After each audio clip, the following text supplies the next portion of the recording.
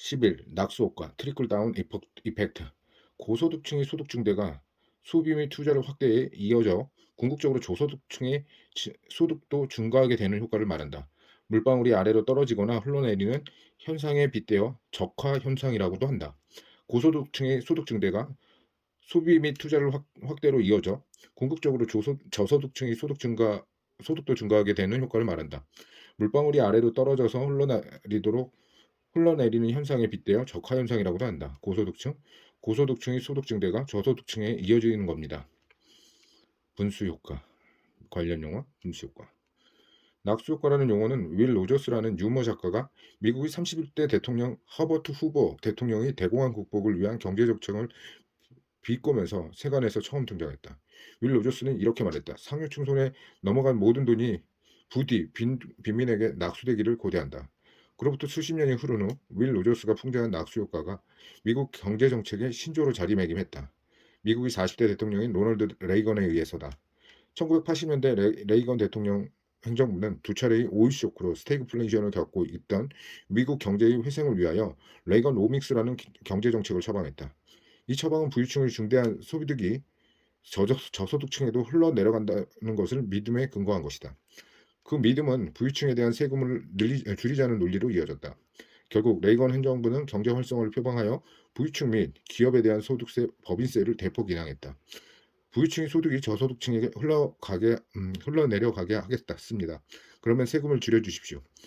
그 이론의 근거는 래퍼 곡선이다.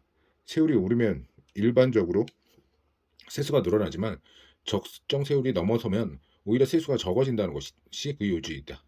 과도한 세금이 활동에 위축시켜 세원을 줄일 수 있기 때문이다. 낙수 효과는 분배 효과보다 성장을 우선시하는 경제 철학에서 비롯된다. 다시 말해 성장을 통해 부의 절대적 크기를 늘리면서 자연스럽게 누구나 더 풍요로워질 수 있다고 기대했다. 부유층의 소득 증대가 유발하는 소비와 투자가 경제 성장으로 이어져 결과적으로 저소득층도 그 과실을 맛보게 된다는 것이다. 물론 이러한 논리가 타당하려면 성장의 과실이 아래쪽으로 유입하도록 하는 낙수 효과가 온전히 작동해야 한다. 그런데 레이거노미스의 감세가 낙수 효과 대신 양극화하는 후유증을 야기했다는 비판이 어제 오는 일이 아니다.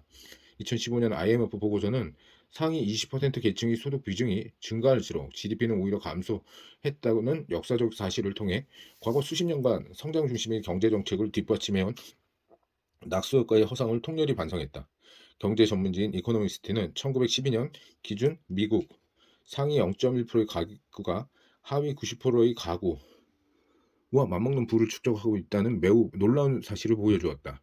80여 년 전 윌 로저스가 풍자한 단순한 농담이 아니라 진담이었음을 확인해주는 셈이다. 낙수 효과와 대비되는 용어로는 분수 효과다. 경제 성장의 원동력을 분수처럼 아래에서 위로 뿜어나오게 한다는 것이다. 분수 효과는 복지 정책의 강화를 통한 저소득층의 소득 증대의 핵심이며 이 성장의 발판으로 삼는다는 취지를 담고 있다.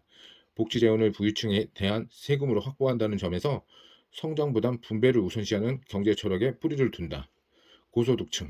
고소득층의 소득 증대가 저소득층까지 이어지지는 않아요. 저소득층.